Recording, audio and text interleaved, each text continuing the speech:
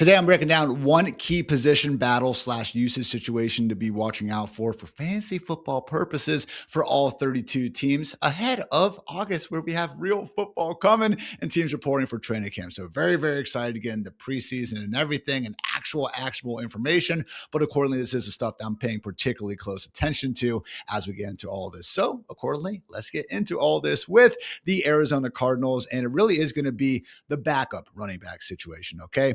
We all know Jeremiah Love is going to be force-fed the football. That's why they drafted number 3 overall. But behind him, we got Tyler Algier. James Conner still alive, all right? He got that different contract situation, not exactly being paid the most money in the world, but he is projected to make the not starting roster. He's projected to make the final roster as things stand right now. And also old man Trey Benson is there.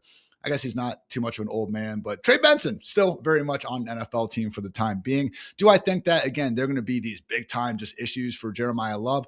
Absolutely not. But Tyler Algier is regularly being grouped in as one of the better handcuffs in fantasy, and I just don't really see it. I don't think there's much scoring upside here. And if we still do have James Conner and Trey Benson on the roster, it's going to be problematic for Algier to, again, envision a scenario where he gets anything close to a workhorse role should Jeremiah Love miss time. On the other side of things, if they do cut James Conner, they try to find a trade partner.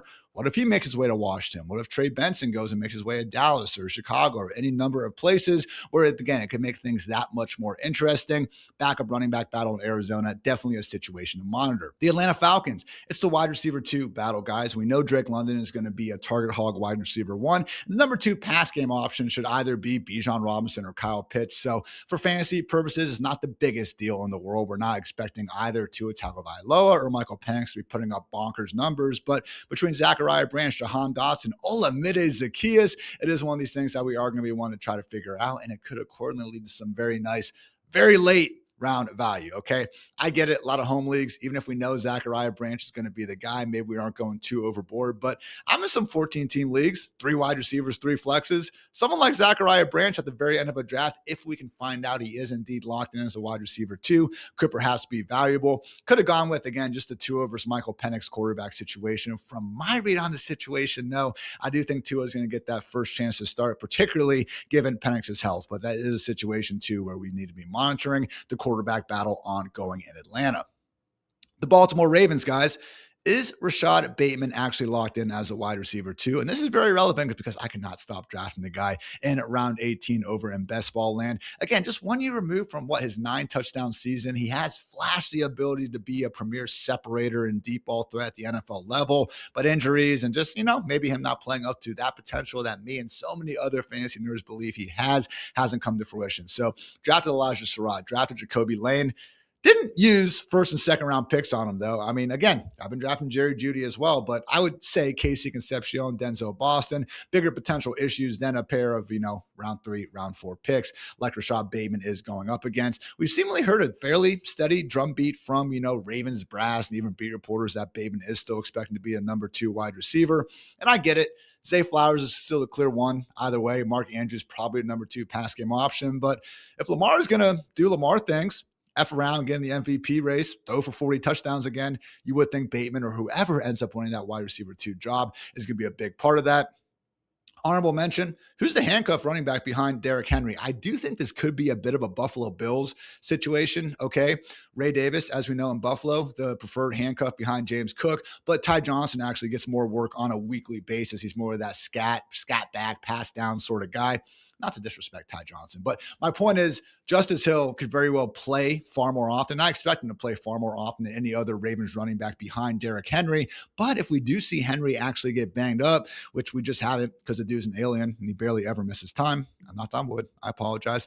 Rasheen Ali, Adam Randall, your favorite dynasty nerds, favorite, late round running back out there. There are other guys on this roster who, again, if we do find out are more so preferred handcuff for Derrick Henry, could be very fantasy relevant in those later rounds in a hurry. The Buffalo Bills, is Dalton Kincaid actually going to get a true full-time role? Because if he does, we could be looking at a situation where we're once again drafting him far closer to that tight end 6 line as opposed to being that actual late round tight end target that we have him as right now. I do think Dalton Kincaid, and this next week I'm getting into my tight end tiers and late round tight end targets, so make sure you guys check those out if you got time. All right, don't ignore your freaking family to go watch tight end tiers in the year 2026 in July. Maybe just put it on the background. I could use the views. Anyway, Dalton Kincaid. Last year, yards per out run numbers only trailed Puka Nacua and JSN. The passer rating when targeted. Any nerdy advanced efficiency metric you want to look at tells you Dalton Kincaid was one of the best players in the league as a receiver last season, regardless of position. The problem was he wasn't always out there. They liked Dawson Knox, they liked Jackson Hawes, and they did not like putting too much on Kincaid's plate while he was continuing to recover from this PCL injury. So it is July. Everyone's in the best shape of their life, but that apparently does include Kincaid. If we do see a situation where we're hearing quotes from Joe Brady and everyone saying, you know what, Kincaid's healthy, we are ready to unleash this dude, we could be looking at Josh Allen's 1A, 1B pass game target, year 4, I believe, going into this.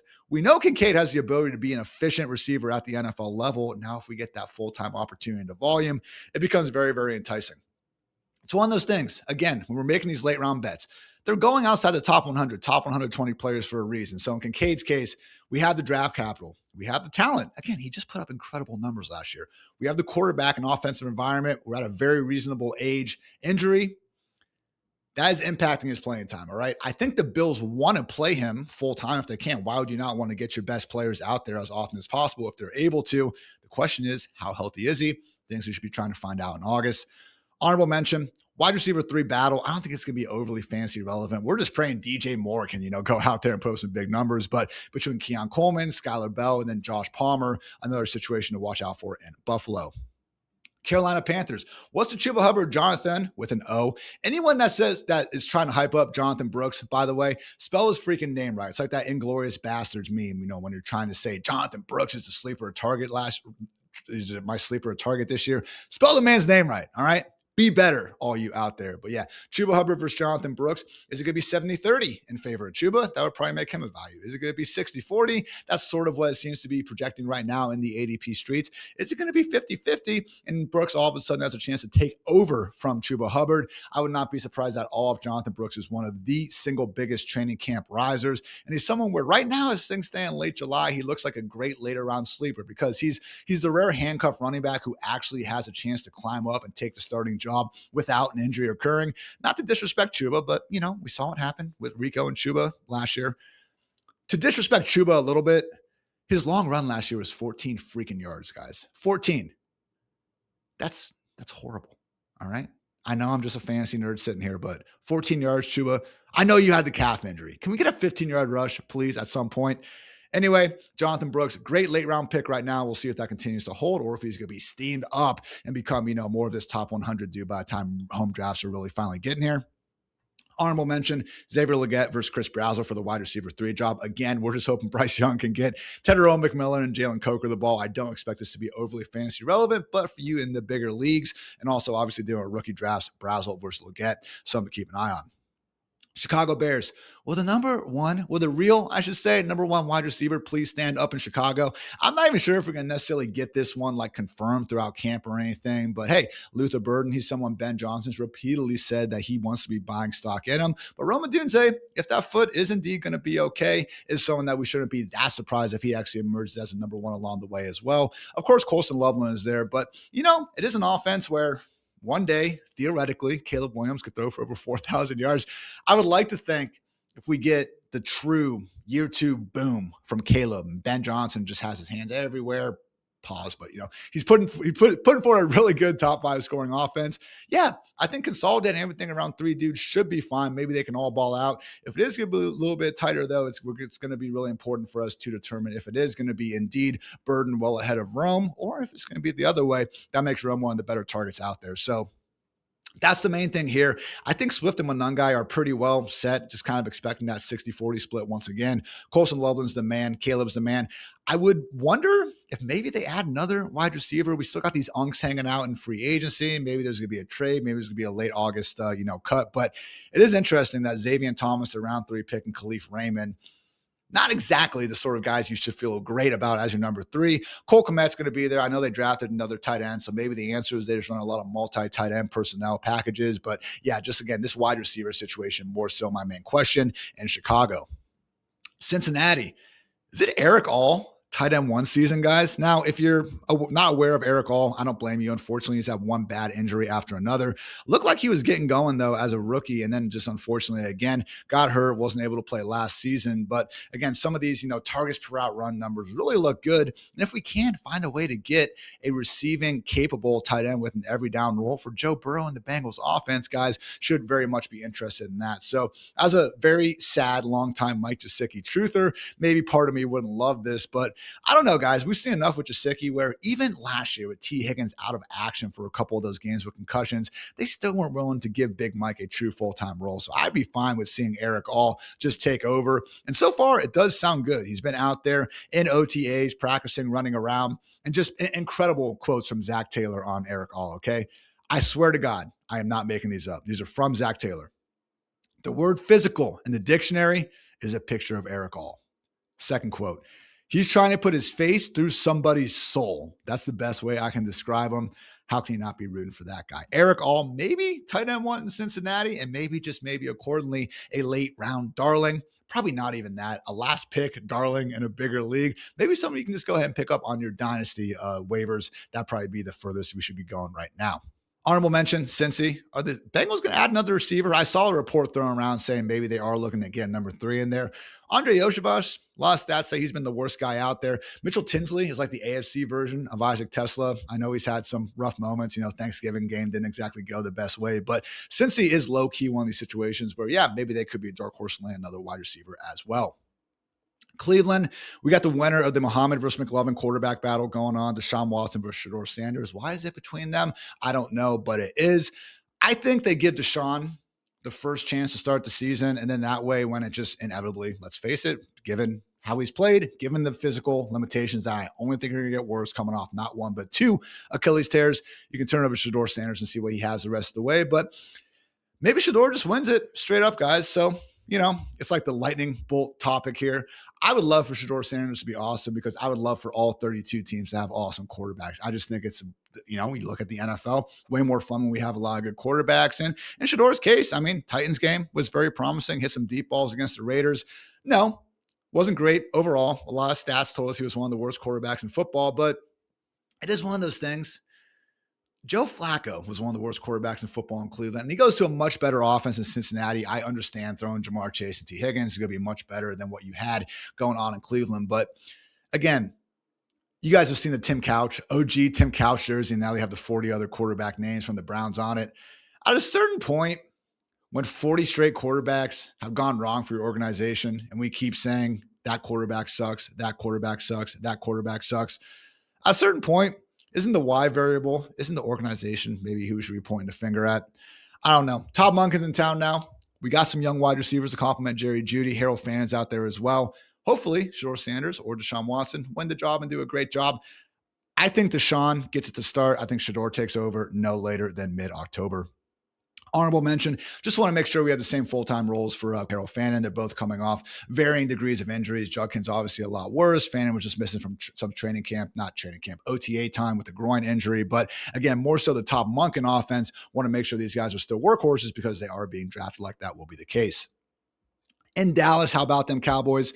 Who's the RB2 behind Javonte Williams? We got Malik Davis, who honestly had that role for the better part of the second half of last season, but it seemed like they wanted Jaden Blue, now second-year running back, to have it initially. Fumbled against Denver. Didn't even lose, but pretty much got doghoused after that. Didn't see him again until week 18. And there's Phil Maffa, Somebody Feed Phil. Good show on Netflix. Maybe one to watch with your partner. But Phil Maffa, Malik Davis, Jaden Blue. I think Blue has the most unique, viable skill set behind Javonte Williams to probably win this job. Is his head going to be on straight? Is he going to wear cleats that don't mess him up? I don't know. There's always been questions about his work ethic too. Again, depending on what reports you want to believe. I'm not necessarily in those, walls or anything. So who knows? But Jaden Blue would be my pick for right now. If we know it's Jaden Blue, though, all of a sudden that becomes a very, very viable handcuff. The handcuffs in Dallas and San Francisco are unsettled right now, guys. 2 of the most important situations to watch out for in fantasy football. So, again, keep an eye out for that, especially. In Denver, I want to know just how cemented J.K. Dobbins is as the running back, y'all, still with the Broncos. Because, again, it wasn't even close last season. I know we can look and say R.J. Harvey did good things as a receiver, scored 12 total touchdowns, but J.K. Dobbins, guys, had 164 touches compared to just 75 for RJ Harvey in the first 10 weeks of the year. 5 yards per carry for just 3.7 for Harvey. And the thing that kills me too is usually it's like the opposite. You know what I'm saying? Usually it's the early down grinder and teams like, oh, we know Dobbins is on the field. It's probably going to be a run play. And then we're talking about RJ Harvey averaging 5 yards per carry. And we're like, well, he's fine, but he was facing the lighter boxes. You usually don't see that reverse like that. So interested to see, again, if we actually could have, sort of a bigger year two role on the table for RJ Harvey, or if it's going to be a situation like that's sort of been reported where Dobbins is still a lead back. They use RJ Harvey in more of that receiver role, but then they have Jonah Coleman almost as the more direct handcuff and backup for J.K. Dobbins. Like, that's the problematic part for me. I saw a great Twitter follow, Chuck Bass. Maybe not, he's going to say some controversial stuff from time to time, but very, very funny dude. He actually had an eye-opening tweet, though, where he was like, we're chasing the Latavius Murray archetype here, not the Alvin Kamara one. And I get it to an extent, but Jonah Coleman at 220 pounds and also best pass protector in the class, also caught plenty of passes at Washington.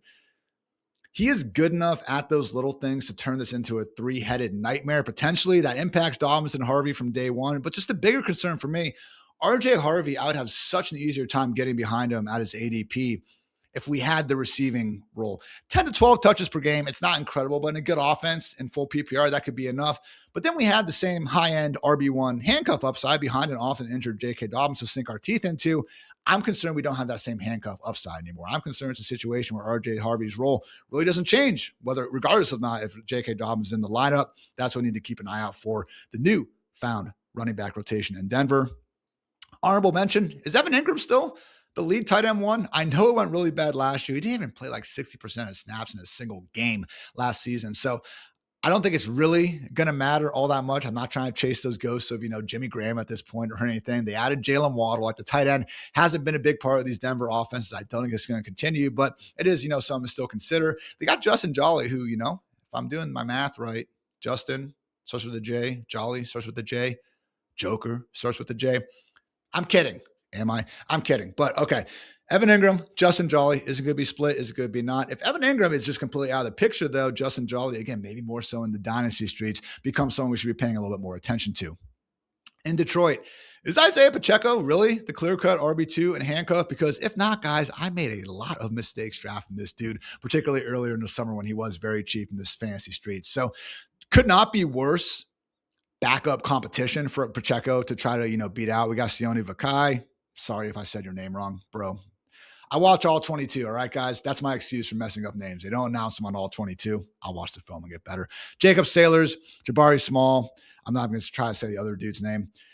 They have, I think I looked it up, they have like 10 combined regular season touches. So there's almost no competition for Isaiah Pacheco. But you look at any stat you want, it's going to tell you that Pacheco's been one of the worst running backs in the league, despite being on what should have been a fairly fantasy-friendly situation in Kansas City. Despite being one of the worst running backs in the league by a lot of these metrics, he was still able to give us at times upside RB2 fantasy production because of the Chiefs' offensive environment, something we would expect to persist in another awesome offensive environment, an even better one in Detroit, if he can just be the RB2 overall. So high-end outcome is Pacheco's is a middle-class man's David Montgomery. Lions scores so many touchdowns that Pacheco finds a way to carve out, 7 or 8. Has some of those like Tyler Algier games where he comes in at the end to ice it and find you're like, oh, what the hell? Like, Pacheco had 70 yards and a touchdown. So there's that scenario with the handcuff upside if he can just be that clear-cut RB2. We'll see what happens down there in Detroit for that battle. Green Bay, I've been trying to stick to one, and I've thrown some honorable mentions. Green Bay, it's like every single position other than quarterback. How healthy is Tucker Kraft? Because if he is fully good to go, very few players at the position more talented than that dude. Can Jaden Reed actually get a few reps on the outside for once, all right? Every August, we get these Packers, it's literally like a family night where they go out there and they do a scrimmage, and we luckily have enough fantasy nerds in this world to go ahead and chart some of those snaps, and we'll find out, hopefully, to see if Jaden Reed is actually going to get a chance to play on the outside. I'm a bit doubtful. I think it's fortunately for Christian Watson and Matthew Golden, I think they're going to be the two guys on the outside, and Jaden Reed's going to be the one forced to, again, not have as much going, but could be wrong. And if we do see a talent like Jaden Reed with a few more opportunities to touch the football, nothing but good things there. And of course, the running back room. Is Marshawn Lloyd really the RB2 in the situation? We got a Damian Martinez. Remember that dude? 7th round out of Miami. I believe he got drafted by the Seahawks. Had some fans in the pre-draft process, just apparently had some off-the-field stuff that we didn't really know about that caused him to fall in the first place. But he's in this running back room. Of course, we got a guy I can't stop drafting, Marshawn Lloyd, battling out seemingly with Chris Brooks for that RB2 spot. I feel like they want Marshawn Lloyd to be the RB2 here, but can Marshawn Lloyd just please, for the love of all the injury gods, make it through August without getting banged up again? Something to pay attention to. And then is there going to be additional info on this Josh Jacobs injury situation? Because he is now, because I think warranted, because of the uncertainty. I mean, I just ripped a Best Ball Mania draft with Davis Maddock. He's going right there next to Malik Nabers in round 4. If we knew for sure that Josh Jacobs is fine to play 17 games this year, and the NFL has been pretty diligent about kind of concluding investigations with a lot of these guys. So if we get word for sure that Josh Jacobs is fine, round 4 is going to look like a bargain, guys. Like, there really isn't that big of a difference between him and someone like, I don't want to say Derrick Henry because he's so much more explosive, but Javonte Williams would probably be the best comp. We really like the offense. They can catch the ball. Are they particularly explosive? Are we expecting them to average 5.5 yards per carry? No. I have more questions about the Packers offensive line, but it's not like they've been a juggernaut over these past 2 years, and that hasn't stopped Jacobs from scoring, I think, 31 touchdowns in 33 regular games for the Packers. He is someone who's been a consistent top 10 RB in fantasy land, and if he is legally allowed to be on the football field, we will expect that to again happen in 2026. Houston Texans, how healthy is Tank Dell? And what does that mean for the Iowa State Cyclone boys, Jaden Higgins and Jalen Noel? Again, fun video of Tank Dell running around. It would be such a good story for this dude to get back. I mean, again, just fancy stuff aside, catastrophic injury. Never want to see that for anyone. Tank Dell can get back out there and just resume being a professional football player. That would be fantastic. If he is back, I think we would have to pump the brakes on whatever sort of, year 2 hype we have for Jalen Noel. Likely some sort of rotation going on there. I feel like Jaden Higgins is safe either way, but on the other side of things, if Tank Dell comes back at full strength, guys, he was incredible. I mean, he is one of only 13 rookie wide receivers to post top 24 fantasy numbers in the last decade. So can't say enough about how good Tank Dell was before injury. Obviously brought out the best in CJ Stroud as well. Really could be getting excited about this Houston Texans just passing game, I think, as a whole. If we get that healthy Tank Dell back, here's to hoping he will be.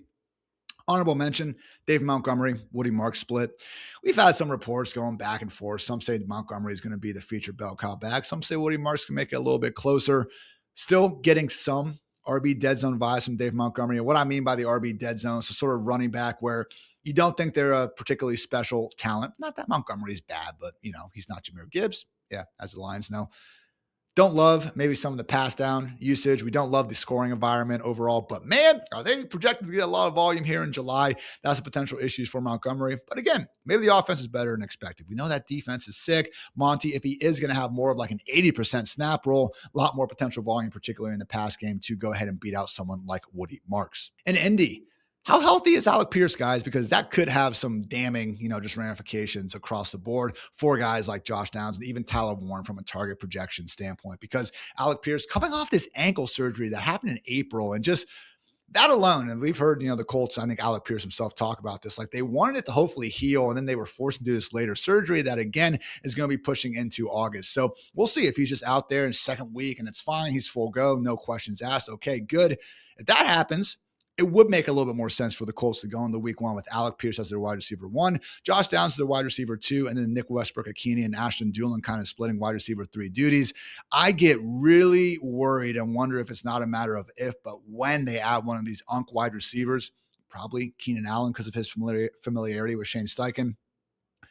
If Alec Pierce is looking questionable for week 1, like it would be really hard for the Colts not to go ahead and add someone else to this room. Why not get, again, the familiar Keenan Allen? We saw him do this last year with Phillip Rivers coming in there. And if they do that, all of a sudden we go back in the same sort of Jaden Reed, can he play on the outside thing with Josh Downs? And it becomes much less, I would say, plausible that Josh Downs get those snaps if we have another capable outside receiver come into action. So I know Keenan's working the slot mostly throughout his career, but he's very capable on the outside as well. Even at his old age, Keenan Allen led the Chargers in targets last season, guys. So I'm not saying Keenan would be this great target there or anything, but it certainly wouldn't be great for the overall upside of the other dudes, just like we saw for Lab McConkey and to a lesser extent Quentin Johnson last season. So again, something to keep an eye out for there, because unlike with Jaden Reed, like we actually have had Shane Steichen and the Colts coaches be very adamant that they think Josh Downs can play on the outside. I do have Downs ranked slightly ahead of Jaden Reed, but he is going to be problematic to trust too much if they add someone else.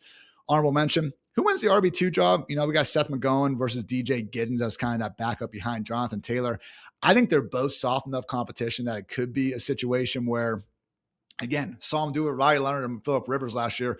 The Colts are one of these organizations where if something happened to Jonathan Taylor, I think they give Kareem Hunt a call.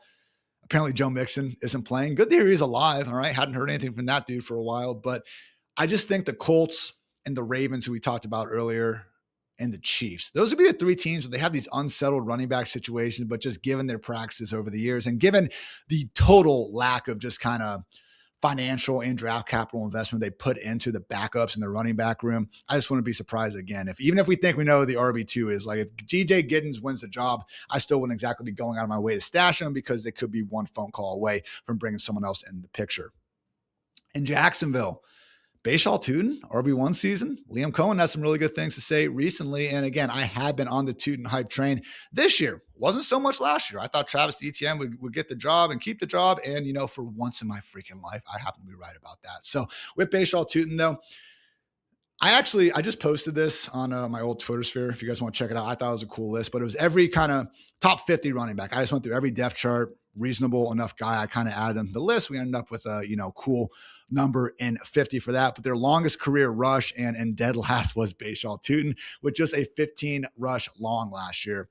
I know I was just slandering Chuba Hubbard for only having a 14-yard rush last season. Okay. So I need to kind of keep that same energy elsewhere. I will say though, in Tuten's case, he was used as like their short yardage back for a lot of last season, facing loaded boxes. And just use your eyes at some point, guys. I like to use numbers to try to back up what I'm seeing with my eyes, okay? If they aren't really working together, then that probably is a problem. I need to be adjusting my eyes or adjusting the numbers and trying to dig deeper there. But this dude looks like he's shot out of a cannon every freaking time he touches the football. Okay. And I actually do think he beat that 15-yard mark in the playoffs against the Bills. He had like 3 straight pretty good runs there. Got a little bit gassed out there at the end. Was just looking at regular season before. But if Bhayshul Tuten is going to be the lead back, and it kind of sounds like Liam Cohen wants to be, he is going to be an absolute bargain at that kind of borderline RB2 price tag. Out of all those guys going there, again, it's like Cam Scatterbu, Quinshon Judkins. If they are going to be fully healthy and good to go, those are like reasonable dudes who could take a leap up the ranks. But Bhayshul Tuten's another one where if we're just sitting here at the end of week 1 going, oh man, Tuten played 70% of their snaps, he could be knocking on that RB1 door in a hurry, especially if the Chris Rodriguez foot injury is not going to be getting any better. LaQuint Allen Jr., your favorite pass protector, like he's there, and I'm not trying to completely dismiss him, but for me, Bhayshul Tuten is the biggest storyline of Jags training camp, followed by Travis Hunter offensive usage. Once again, Liam Cohen, not exactly going into that sort of, groupthink where he's like, oh yeah, Travis Hunter, he's going to be a defensive only player.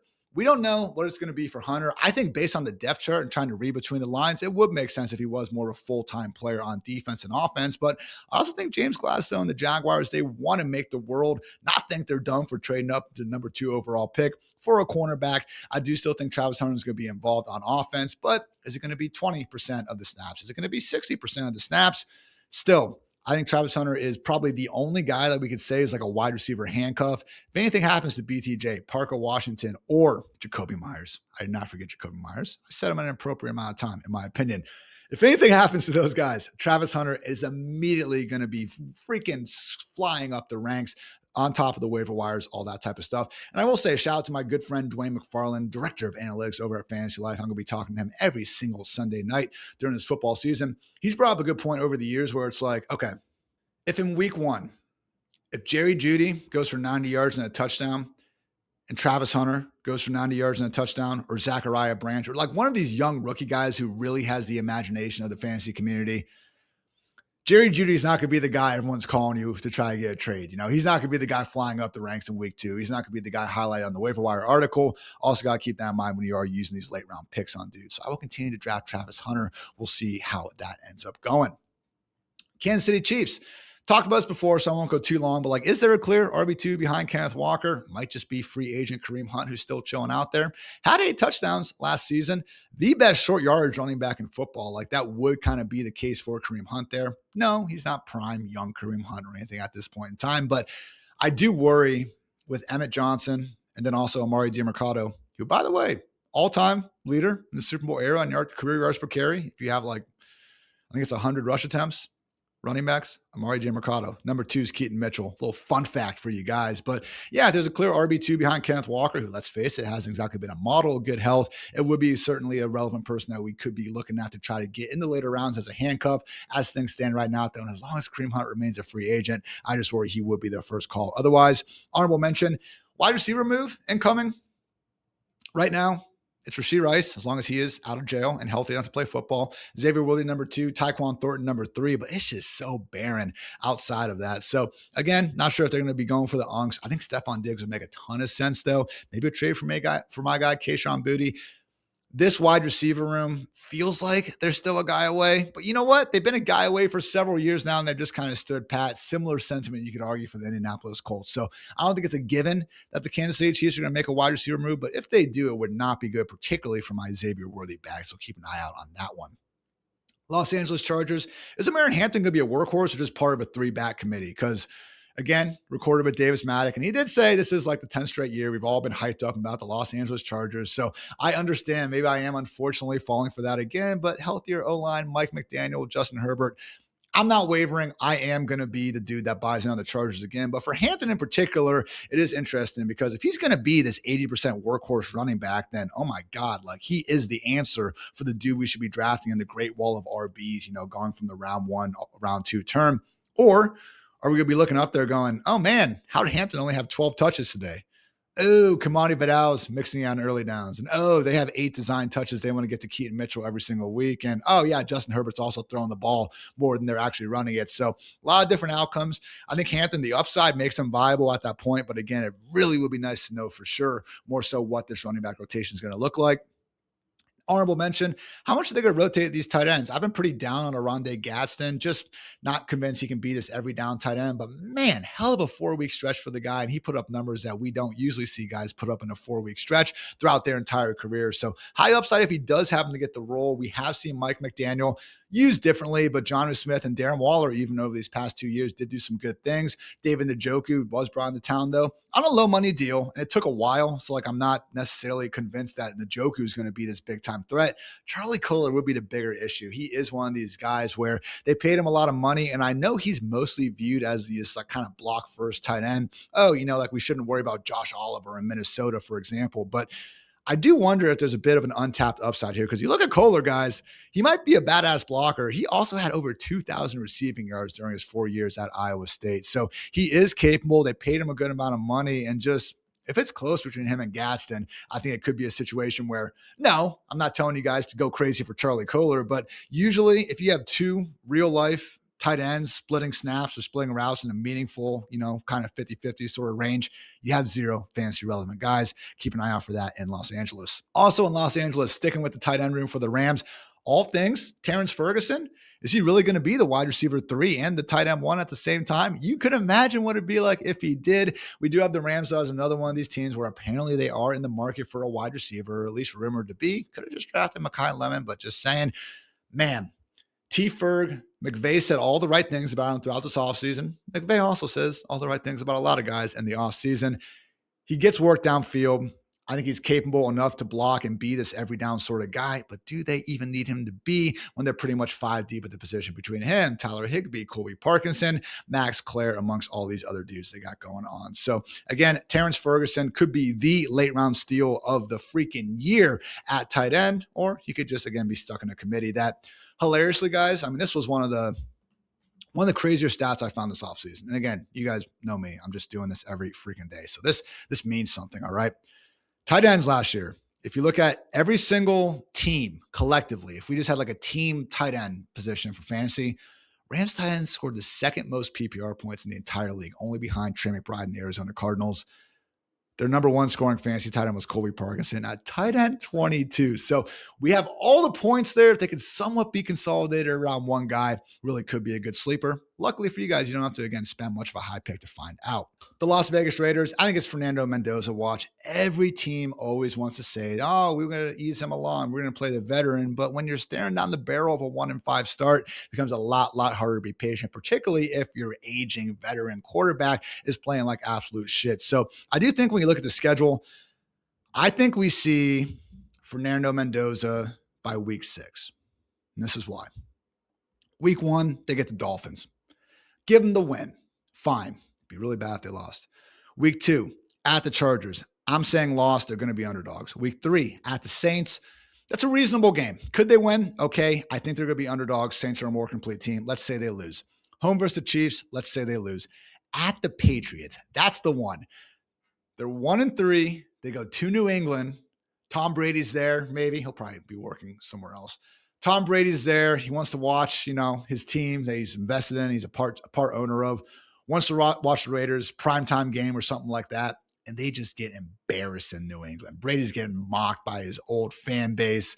Horrific scenes. Maybe the Patriots fans were even chanting for Fernando Mendoza. You tell me they're going to be 1-4, getting embarrassed like that, and TB12's not making a call to get Mendoza in the lineup. Top 10 picks at quarterback, particularly number 1 picks, they almost always play sooner rather than later, guys. And I just don't think we've seen anything from Kirk Cousins over these last 2 seasons to believe he can sustain, these months and months of great football in an offense that we're not exactly expecting to be a juggernaut. Better scheme, Clint Kubiak. We got Linderbaum. We got Bowers. We got Genty. There are some pieces there, but just relatively speaking, again, rank all 32 offenses. You're going to have the Raiders closer to 32 than you will 1. They get the Bills at home in week 6. They get the Rams at home in week 7. I don't want to do that annoying Justin Fields thing from a couple of years ago where it's like, well, you can't start him against the Browns because they have Myles Garrett. You can't start him against this team because they have this guy. So I think the fact that you have 2 home games back-to-back is enough. Week 5 is on a Sunday afternoon. Week 6 is a Sunday afternoon, so you're not getting a short week of rest or anything like that. From week 8 through 12, they have 4 out of 5 road games, and they're only home games against the Seahawks, and then they got the bye. So I think it's week 6 for Fernando Mendoza.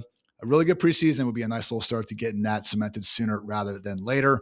Honorable mention, just kind of like, is Mike Washington clearly the RB2? I think he is. Dylan Labe is the only other guy really of substance there. They got a Hemby from Indiana last year as well, but Mike Washington got that 4th round draft capital, should be the clear RB2, but he's low-key a very, very nice late round handcuff. And then just the wide receiver room should be Trey Tucker, Jalen Naylor, Jack Besh, but also because that probably is going to be their wide receiver room, Deontay Thornton could also be in that conversation. But when I see that, I think it's Tucker, Naylor, and a bunch of 2 tight end stuff. Besh could be that sort of Bobby Trees-esque sort of player where they're capable enough of blocking, where you kind of mix them in more. He did things like that, during his time at LSU. And hey, I probably went a little too far, anointing, even putting the great Robert Woods in the same conversation as Jack Besh. So I take it back. I apologize. But I think Michael Mayer could emerge as nearly a full-time player in this offense, and that could be exciting for, a round 18 pick, or probably more likely dynasty leagues, because I have Michael Mayer in I have Brock Bowers in several dynasty leagues, and accordingly, I've actually, kind of handcuffed him with a deep bench with Michael Mayer. I do think he is talented enough to deserve that treatment. Very few other situations around the league where I would even bring that up. Over in Miami, what wide receivers are going to stand out, and does it really matter? Probably not, but Chris Bell starting off on the pup. We got their actually first drafted 3rd round pick, Caleb Douglas, seemingly as someone who could take over Jalen Turbert, Tutu Atwell. It is just a hilarious sad excuse for a group. I'd even mention they're probable, not even probable, their number 1 option, Malik Washington. The problem is he's just like this very, very limited pint size slot maven. He did some good things in college, I will say. Malik Washington, Rashod Bateman, if you guys are like me and you're kind of doing these college football studies in March or whatever, like, you'll see these dudes' names pop up. So I don't want to say Washington is a 0 or anything. Maybe he does just get a bunch of short design stuff and ends up being okay enough in PPR and everything. But again, what wide receivers will stand out? And honestly, we should probably just group Greg Dulcich in that as well. Can Greg Dulcich, who has actually been a talented, tight end with limited opportunities, get a full-time role for the first time in his career? I'm kind of doubtful. They drafted Will Kuzmarek out of the Ohio State University, and he's someone like, I wouldn't say Charlie Kohler-esque, but he can catch the football. He's not someone where you just terrified to throw him the ball. I do think, again, but the big calling card for Kaczmarek is his blocking ability.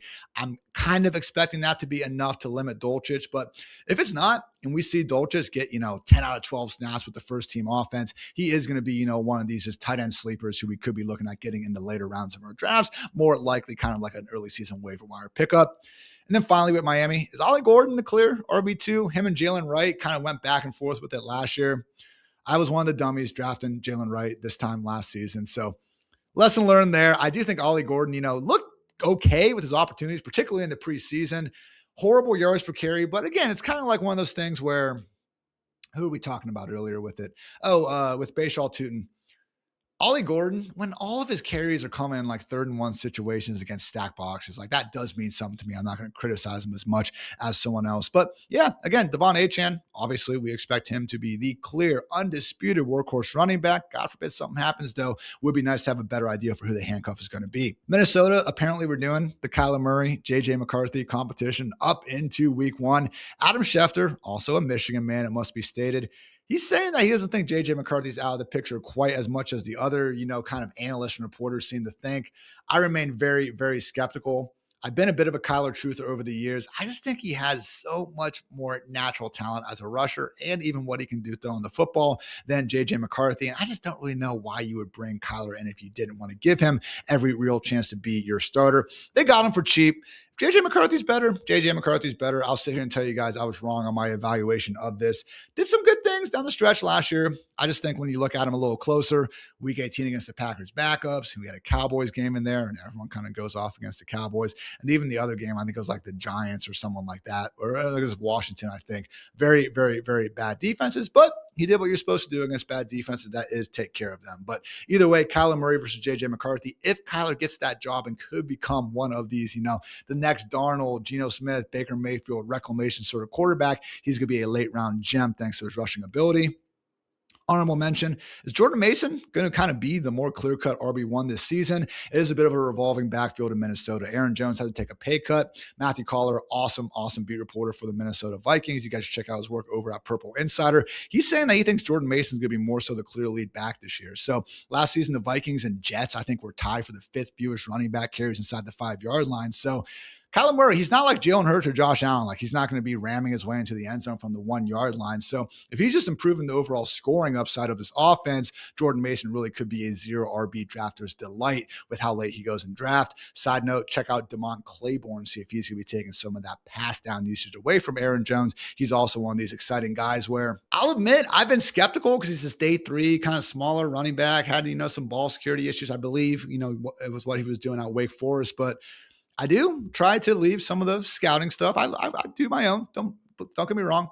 I admit, though, there are better scouts in the world than me and everything. And Dane Brugler is certainly one of them, man. Again, the top kind of just draft analyst in the world for my money's worth. And Dane Brugler is even saying Damon Claiborne gave him some Devon Achane vibes. So I know he shouldn't be comping every single pint-sized fast running back to Devon Achane. I get it. But when Dane Brugler says it, again, you have my attention. New England Patriots. Well, Trayvon Henderson squeeze things with Ramondre because, again, 14 healthy games, maybe it was like 12, in their healthy games together last season. I'm pretty sure it was 14, not including when Ramondre was out, all right, and Trayvon was taken over. When they were both there, I think it was 162 to 158 touches in favor of Ramondre Stevenson. Regular season. Playoffs, definitely went team Ramondre. I get it, and maybe that is the span we should be looking at. But if Henderson can just fix some of the pass pro stuff and be that receiver that the Patriots want him to be. Again, I go back to that long wheel that Ramondre caught, and the coaches were saying after the game, that was actually designed for Trayvon. He wasn't doing well in pass pro. They ended up asking Ramondre to do it. If Trayvon can just learn some of these things that he was lauded for coming out of Ohio State, guys, could be that sort of post-hype situation that we get excited about. Because Trayvon, man, sour taste after the whole playoff situation, but it is like the one sort of playoff situation that we're really holding against the guy. If the Patriots had gone 8-9 last year, missed the playoffs, would Trayvon be going like 3 rounds earlier in drafts? They didn't. So we got to consider it. I'm not saying to ignore what happened in the playoffs, but Trayvon Henderson, again, if we do start to see more of could this actually shift to Henderson a little bit over Ramondre? He's going to look like a pretty good value going against more of a borderline RB2. Honorable mention, who is the wide receiver 3 in this offense, man? Are they going to trade someone? Because we know AJB is the one. We know they paid, Romeo Doubs, $68 million to obviously be a pretty much overqualified wide receiver 2, at least based on that money. After that, though, Mac Hollins did a lot of really good things for them last year. They obviously brought in Kyle Williams, last season. He's one of the faster dudes out there, gives them that different field stretching element. Kayshon Boutte is freaking great at football, guys. I think he's one of 5 or 6 dudes averaging north of 10 yards per target. I mean, Derek Stingley checks his closet for Kayshon Boutte every single night, guys. So Kayshon Boutte, great chemistry with, Drake May. Everything he can do downfield is really just, it's great. I think he should be their wide receiver 3, but who knows? Pop Douglas is still out there. I texted I was talking like my Patriots friend. He brought up how the coaches love Efton Chisholm. That dude's still on the team. So again, I feel like a move needs to be made here because there's like 3 other guys out here that, again, I think warrant routes. If it's not going to be Kayshon Boutte, then free the man. Send them to Indianapolis or Kansas City or one of these other places, please. New Orleans Saints, what will this ETN, Travis Etienne, Alvin Kamara split look like? Because as much as it's easy to say, 48 or $52 million they signed up to give Achane, like, yeah, okay, maybe he is just going to be the clear-cut lead back. But the way Alvin Kamara is talking about it, it seems like he got at least some assurances from the front office and coaching staff that he's not exactly going to go away. He actually referenced his previous time with, Latavius Murray and, of course, mostly Mark Ingram, where he was able to be a more effective version of himself while ceding at least, a good portion of that work. So, look, Achane, if he's going to be the clear-cut running back in New Orleans, he's going to be a great value in round 4 where he's going. But Kamara also could be someone where maybe he was just a little bit run down in some bad offenses. So a little bit lighter workload, maybe a little more motivation, maybe a little bit better option. All of a sudden, Kamara is looking like someone in the later rounds where, no, I don't think we're getting these, top 10 heights again, but it is crazy to me. Alvin Kamara is 1 year removed, guys, from a top 5 finish. It hasn't been some like 4 or 5 year drought. Like it was just last season in a really bad Spencer Rattler-led offense. We didn't even get to see Kamara with Tyler Shuck down the majority of the stretch run when good things started to happen here. I don't know. Is there that much of a difference between Alvin Kamara and like Kenneth Gainwell? I don't really think so, but there is in their draft, ADP. So give me Gainwell, Steelers team MVP, Kenny Gainwell, but Alvin Kamara, I've been drafting him a lot, and I do think it could be a tighter split than we're expecting. Hopefully, we'll find out more in August. Honorable mention, I just hope that Chris Olave with the blood thinner stuff and Jordan Tyson are healthy. Be fun to see. New York Football Giants, how healthy is Malik Nabers and what does the pecking order look like behind him? If not, I will say this is some positive movement going on. Shout out to Jordan Renan, always giving us some tidbits about the New York Giants. And I actually saw this quote courtesy of Adam Levitan, who was able to scour the internet and find it. Per Jordan Renan, Nabers is expected to avoid the physically unable to perform list. That's huge, guys.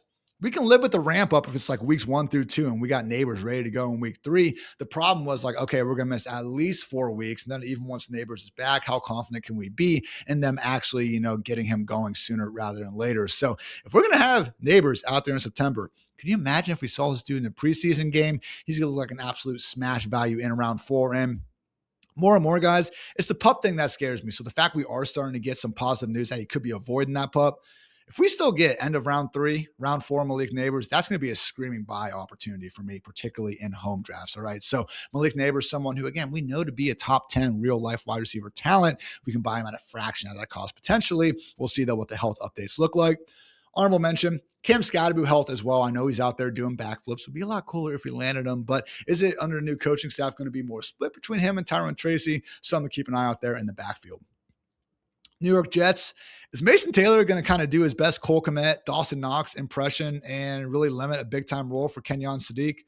Because I know Loveland got there eventually, but even that Bengals breakout game, Cole Kmet got knocked out of that game earlier, and Cole Kmet was fine down the stretch, and that didn't stop Colson Loveland from balling out, but if you drafted Loveland last year, you weren't thrilled at all through the first 12 or 13 weeks of the season. And I get it. It matters more in the fantasy playoffs. But clearly Cole Kmet impacted it. We saw it even to a worse extent with Dawson Knox and Dalton Kincaid previously.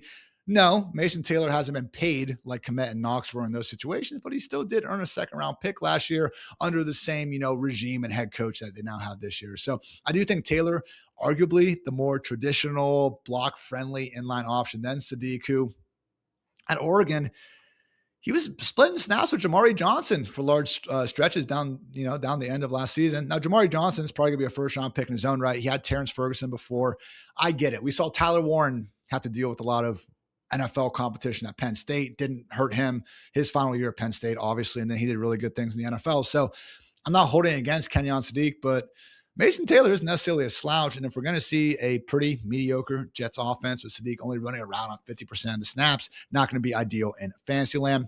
Honorable mention, who is RB2 behind Breece Hall? Because I kind of assumed, I don't know about you guys, it was mostly going to be Braylon Allen, but Isaiah Davis getting some scheme. And the fact that we are even talking about this, not just us, but like actual, Jets beat reporters are wondering about this as well, just makes it seem like more of a situation to stay away from. If something happens to Breece Hall, we're still going to have a low scoring projected offense. And now we're splitting stuff between large man, Braylon Allen and Isaiah Davis. Situation to probably stay away from. Just don't let the pictures, or God forbid we get another swing pass to Braylon Allen where he goes 50 yards untouched. Be careful in those highlights, guys. Football is about to be back, and we should enjoy it and have fun with it. Just please don't let one random practice highlight, particularly in periods where they aren't even tackling, overly influence you, particularly with running backs. That's all I'll say there. Philadelphia Eagles. Is Makai Lemon going to be the clear-cut number 2 wide receiver? Or is Dontavian Wicks going to get some momentum? Or Hollywood Brown? I believe in Makai Lemon. And honestly, I was telling you guys my wide receiver tiers, like how the 2 guys who I've been fading so far that scare me, Jameson Williams and Makai Lemon. It's July 23rd. There's still time, baby. I can start drafting these dudes more often just because I haven't been doing it in June, July. Most people don't even draft till August. I don't want to let that influence me in August. So I would love, though, to get some just news on Makai Lemon and honestly just get more excited about drafting him if he's going to continue to be used more on the outside. So I think he's capable. I think he's a fantastic player. He was, I think, second or third among the kind of the key receivers in this draft class in catches on balls, throwing 20 plus yards downfield. So I believe in him working downfield. And he was more of a slot only player in 2024, but they used him more out wide in 2025. No complaints about the talent. Jalen Hurts, I know we criticize him a lot, but he's still enabled A.J. Brown and Devontae Smith to pretty freaking high, levels here over the years. So it's not like we should be expecting them not to be able to enable anyone else behind, Devontae Smith and the Jigba and everything going down there. Wicks, oh my God, what am I even saying? Dontavian Wicks is why we're worried about Makai Lemon. I got to move this dude up in the ranks. I got to do it. I will do it. Honorable mention. Feels like a redshirt year for Eli Stowers at this point. Kind of were getting indications of that before, heard some of the Eagles brass just saying he didn't flash all that much in training camp. But I'm just very skeptical that we see Stowers carve out a role that doesn't include, in a scenario that doesn't include Dallas Goedert getting injured. So I think they still got Grant Calcaterra hanging out there as well, who, again, is just enough of an issue for a guy like Eli Stowers where we have those blocking questions to prevent him from getting the true full-time role we need in fantasy land. So Johnny Munt there as well, the guy who KOC once called, the best number 3 tight end in the best number 3 tight end in the NFL. Yeah, what a freaking backhanded compliment that is. But I kind of get what he's saying. Again, enough guys in front of Stowers to have me worried. But, dynasty land, obviously fine waiting for next year when Dallas Goedert is presumably out of the picture. The Pittsburgh Steelers, what will this Jalen Warren Rico Dowdle split look like? Because right now they're going pretty close to each other in drafts, but Jalen Warren's still usually getting the round or even 2-round kind of over. Rico, I should say, is getting the 2-round discount versus Jalen Warren. But if it's 50-50, you could argue they should be going right next to each other. I've drafted more Rico because he's cheaper. I'm fine with Jalen Warren, though, too. 40-plus-year-old quarterbacks, guys. Drew Brees, Big Ben, post-elbow. Aaron Rodgers right now in the year 2026. Getting their running backs who can catch passes really does seem to be a fantasy football cheat code. So all the stats tell us Jalen Warren's been one of the best running backs in the league. Steelers still haven't been willing to completely overload him with touches over the years. Now Mike McCarthy brings his boy Rico Dowdle. I do wonder if this could even be shifting towards Rico more so as a lead back. We'll find out here in August. Honorable mention, we know DK Metcalf, we know Michael Pittman will be a lot of 2 tight end stuff. You would think with Pat Fryermuth and Darnell Washington each making north of $40 million, but that wide receiver 3 battle, Jerry Bernard versus Roman Wilson, interesting to keep an eye on as well. Don't think it'll be very fancy relevant. I would give Jerry Bernard the edge, but again, just kind of one of those open position battles to look out for. And San Fran, again, the Cowboys and the 49ers, guys, 2 of the very most important handcuff situations to figure out. The one San Francisco between this year's 3rd-round pick, who allegedly the 49ers had as their 2nd-best running back overall, Kalen Black from the national champion Indiana Hoosiers. Good for them, man. And then Jordan James, their round 4 pick from last season. I don't think he got round 3 draft capital, but, 49ers do love freaking drafting these guys year after year. But Jordan James, someone who, again, just really seemed to overtake Isaac Guerendo, who, if you guys have seen some of those pictures of the dude, certainly does not seem to be — everyone's in the best shape of their life except Isaac Guerendo. Remember that. Round 5 pick for Jordan James. Come on, Ian. But yeah, James versus Kalen Black. It was a much more stacked draft class as we knew at running back last season. So maybe a 5th round pick, actually a little bit closer to a 3rd or 4th this year. Kalen Black versus Jordan James. If we know definitively who their number 2 is, they will immediately become a premier handcuff behind CMC, coming off again that 450 plus touch season. Because we've seen it time and time again. Elijah Mitchell, Jordan Mason. CMC is the man. His handcuff is also extremely valuable in fantasy football. Honorable mention, just the George Kittle health. Is he going to start the year on PUP? I don't think so. I wouldn't even be shocked if they don't rush him out for week 1. They are playing in Australia, so it's going to be this weird, Wednesday kickoff thing. So whatever you think about that. But again, how healthy is George Kittle? And if he's not playing, Jake Tunges actually was a low-end tight end 1 without Kittle last season. And then it would just kind of give us more meaningful targets to believe in for guys like Mike Evans, Ricky Pearsall, and CMC as well. So George Kittle, certainly more fun when he's healthy. Hopefully he is good to go, but we need to keep an eye on it accordingly. Seattle Seahawks, reigning Super Bowl champion Seattle Seahawks. Good for you guys. Jadarian Price, workhorse role, or are we going to see George Holani on pass downs and Emmanuel Wilson in short yardage situations? I see the potential here, okay? And it's like I've talked about with Bucky Irving, who we're going to talk about here in a second, but like the dreaded between the 20s role. It could happen to Bhayshul Tuten as well. Like those are the 3 running backs where I just think based on the skill sets of the guys they have, we do need to be a little bit concerned. And Price, as we know, played behind Jeremiah Love at Notre Dame. We don't have a big history of him catching passes at the collegiate level. George Holani was someone that the Seahawks thought enough of to pretty much keep in the pass down role even after Zach Charbonnet got injured. They did not completely turn the offense over to Kenneth Walker. Now, all that got him was 10 combined carries and targets in the NFC Championship and the Super Bowl. But regular season, another year of trust. There's no Kenneth Walker there. Maybe they do believe in George Holani. Emmanuel Wilson's a big dude, man. So if they want to use him in short yardage, they didn't pay him much money, but like he does profile as a sort of guy who maybe could get goal line duties. So that's looking at it and trying to give Holani and Wilson the benefit of the doubt. But I feel like it's that kind of, it's like the idiot Jedi and then kind of the overthinking guy meme. You know what I'm saying? The overthinking guy meme is me and everything I just said about Holani and Emmanuel Wilson. The Jedi and the idiot are just saying, we got a pretty fun 1st round pick in an offense that doesn't have their top 2 running backs from last season. That's kind of where I'm at. Jadarian Price, I think he's a target. He could be screaming up draft boards, though, if we get more definitive news that he is indeed the running back, y'all, in Seattle. Honorable mention, how's Torrey Horton fit into this wide receiver room? Because he did do good things last year. Rashid Shaheed, though, $51 million, 51 million reasons, I should say, to keep him very involved. Obviously, JSN is the, engine of the entire offense, but Cooper Kupp's still there as well. I'm just wondering, because Rashid Shaheed, shout out to my guy Justin Moon. He really likes Rashid Shaheed as a potential sleeper this year. I certainly see the mindset for that.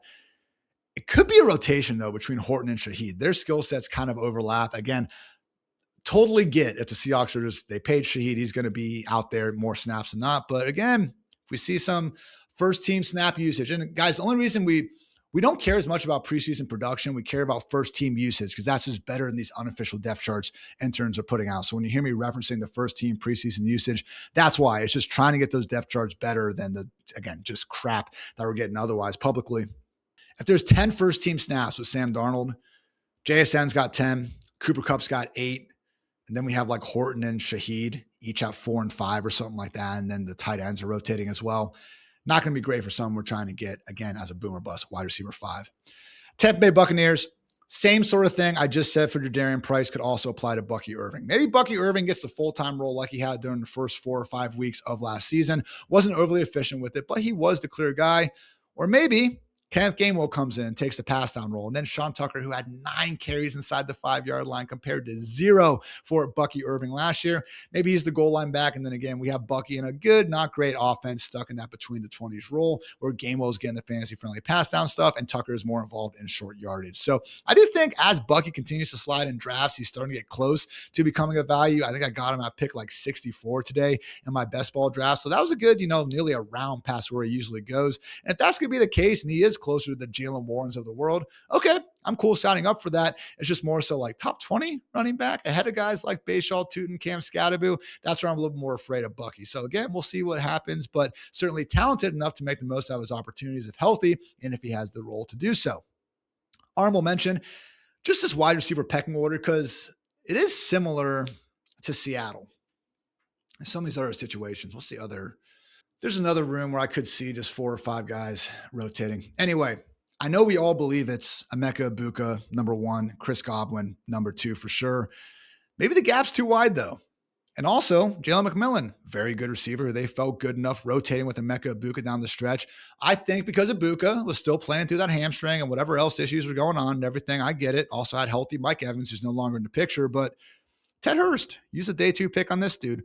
Probably their most traditional, prototypical X receiver, and kind of has, I would say, a little more juice on the outside than anyone else here. So if they like Ted Hurst enough and think he provides a field stretching threat to put him out there and be your sacrificial X, I don't think Ted Hurst is going to himself be a fantasy factor, but by him being out there more often, that could impact Egbuka, Godwin, and McMillan, especially if they still insist on keeping McMillan involved. And to that dude's credit, he's been great when he's been on the field. Just had that brittle neck injury last year that kept him sidelined so long. So Tez Johnson is out there as well. The Tasmanian Devil was getting MVP chance in week 6 and doing back handsprings and all that stuff. So a lot of mouths to feed in Tampa Bay. I think it makes sense that Egbuka is the engine. That's why I haven't ranked very high. But man, could be sitting here at the end of week 1 going, what do you mean Egbuka plays 70% of the routes? Why are they keeping all these guys so involved?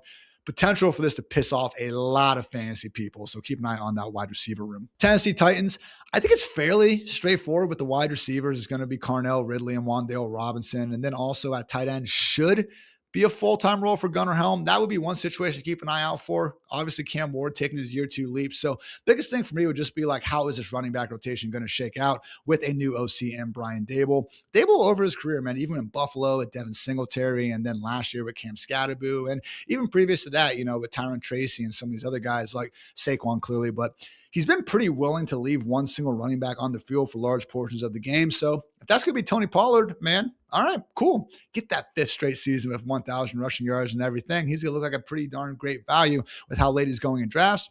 Maybe they like Tyjae Spears more. Maybe look at Nicholas Singleton, former number 1 running back in his class in high school.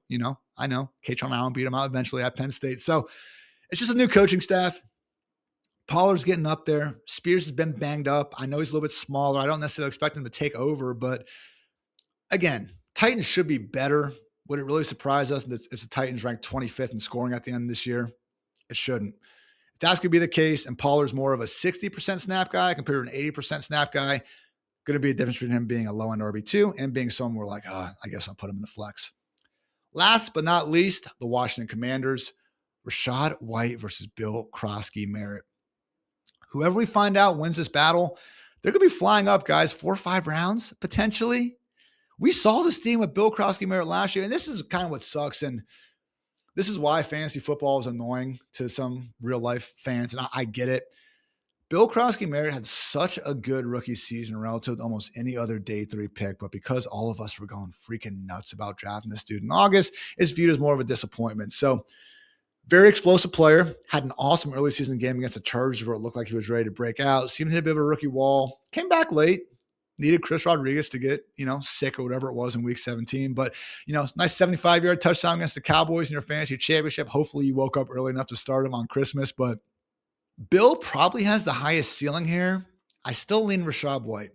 One of only 3 running backs with AK and CMC since entering the league 2022, I believe, for Rashod White with over 200 receptions. We know he can catch the ball. It's a huge question mark for Bill Croskey-Merritt. They had Austin Eckler there the past couple of years. He was studying for 50-plus catches. I think that's Rashod White. And I just think that when we have David Blau calling, a play that's supposed to ideally, maybe they bust it, but you're just trying to get 4 or 5 yards. We want you to run the B gap, put your head down, try to get us those tough yards. I just think Rashod White makes the coach's diagrams come to life more consistently than Bill Croskey-Merritt. You still want someone like Bill who can, read the defense, bounce it outside, and pick up some explosive plays. I think he does that better than Rashod White. I just think Rashod White, even if he's boring, even if we saw Bucky Irving take his job, I think Rashod White should be considered the favorite because he's the more complete. he's the more, not rational, more reliable running back versus Bill Croskey-Merritt. But man, maybe I'm just even underselling it between these two guys. We got K'Jon Allen round 6. We got Jerry McNichols. There's even another guy I'm forgetting. There's so many freaking running backs in Washington. Jerome Ford out of Cleveland. Jerome Ford had a good year a couple of years ago, guys. I know he's kind of out of this competition, or we're at least perceiving it that way because of some of the dollars thrown around, the other guys there, but wide open competition. And last year, think about the Cowboys, think about the Jaguars. Like, we didn't know who was going to lead these situations because in part, it was going to be a new play caller involved. I guess, Schottenheimer was calling plays already in Dallas. So you guys know what I mean. Rachaad White, if he ends up being the clear established number 1 running back in Washington, he's going like RB38 right now. Like, really? Would you not take Rachaad White if you knew beyond a head coach, Dan Quinn comes out. He's like, you know what? Rachaad White, he's our bell cow. The other guys will get touches when he's tired, but Rachaad White is our guy. Wouldn't you draft him ahead of Tony Pollard? Wouldn't you draft him ahead of the Pittsburgh Steelers running backs? Would you draft him ahead of Quinshon Judkins? I think the Jaden Daniels Washington offense has higher upside in all those situations. I don't think Rachaad White's great at football, but that was true in 2023 when he was the RB10 in fantasy. Even with Bucky eventually taking his job in 2024, Rachaad White finished as a low-end RB2. Very, very important situation to keep an eye on. Last thing for Washington, Brandon Ayuk watch. It's like one eye barely open at this point. I get it, but we'll see what happens there. And if it's not going to be Ayuk, it seems like they've been relying, or at least they used to be relying on getting Ayuk there. So you would think they have a contingency plan in place. Maybe it's Stephon Diggs. Maybe it's Keenan Allen. I don't think it's Debo because they probably would have brought him back already. I would think. Maybe not. Maybe it's trading for my guy, Kayshon Boutte. I don't know. But Treylon Burks, Antonio Williams, definitely more so Antonio Williams. I think we've seen what happened with Treylon Burks. Maybe dozens of you still believe, but who knows? I just think there is still Washington, Kansas City, and Indy. Those are the 3 wide receiver depth charts, and we've gotten smoke to the fire. We're like, I do think a move is coming. Rams, Chargers, some of these other teams, could they make a move? Yeah, I don't think it's quite as necessary. Really do need to keep an eye on it in Washington. But guys, training camp's on the way. I'm obviously pumped. I hope you're pumped too. And hopefully I'm pumped to get some answers to these questions because they are got major ramifications in the fantasy football world. And we'll continue to update the ranks and watch the film and get better over at rotowire.com. In the meantime, as always, invite you guys to go ahead, sign up for a sub. We got a lot of freaking cool tools. You can read my ranks throughout the season. And again, you can get 20% off with that code Ian20 here below. And, just support the show. So would appreciate it. Either way, though, we'll be back here all throughout the preseason, all throughout the regular season, breaking down ball, maybe having a good time along the way. So if you like the video, please like the video, and that subscribe button always helps as well. Until next time, I'm Ian. Take care, everybody.